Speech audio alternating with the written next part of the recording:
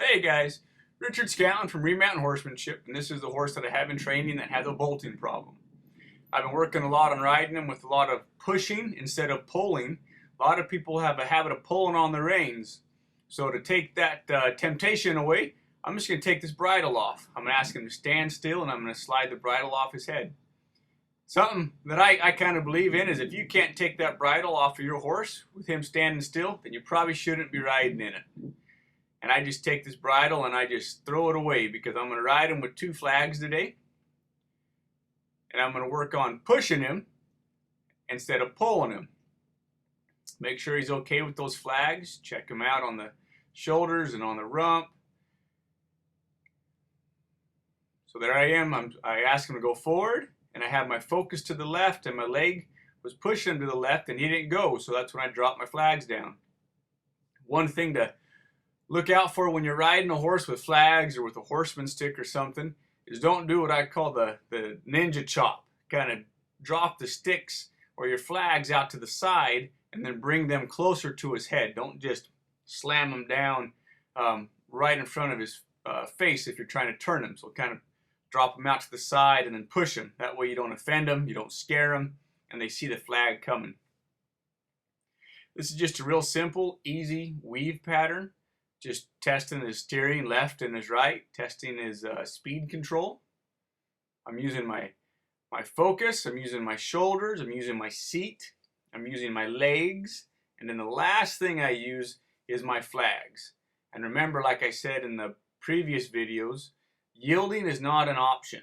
A horse has to yield to the pressure that you're applying to him, as long as it's polite, passive, and persistent pressure.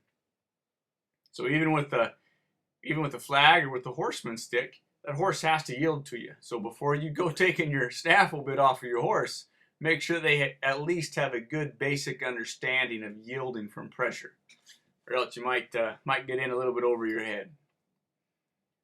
So I did that weave pattern at the walk.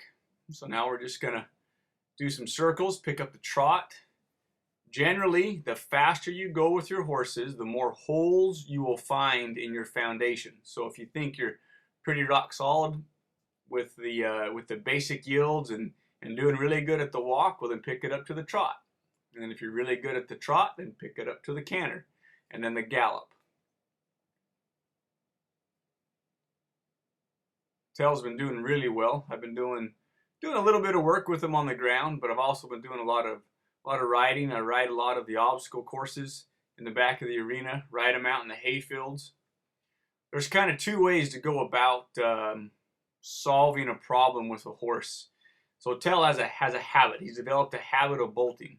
So what I'm doing is I am creating a new habit of not bolting. And one way that I'm doing that is I'm